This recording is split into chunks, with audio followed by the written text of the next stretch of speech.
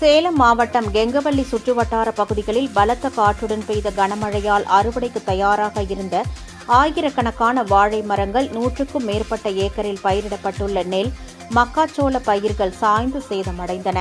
இதனால் தங்களுக்கு பல லட்சம் நஷ்டம் ஏற்பட்டுள்ளதால் உரிய இழப்பீடு வழங்க விவசாயிகள் அரசுக்கு கோரிக்கை விடுத்துள்ளனர்.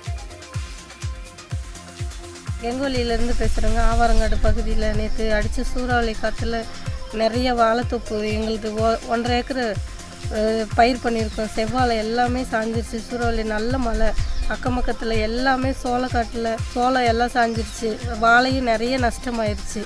இது எங்களால் உயிர் போகிற நிலமையில் இருக்கும். எந்த ஒரு இதுவும் வருமானமே இல்லை. அறுவடைக்கு தயாராக இருந்தது ஃபுல்லாகவே எல்லாமே சாஞ்சிருச்சுங்க. அரசாங்கம் பார்த்து ஏதாவது எங்களுக்கு ஒரு நிவாரணம் கொடுத்தா தான் நாங்கள் சமாளித்து மீண்டு வர முடியும்.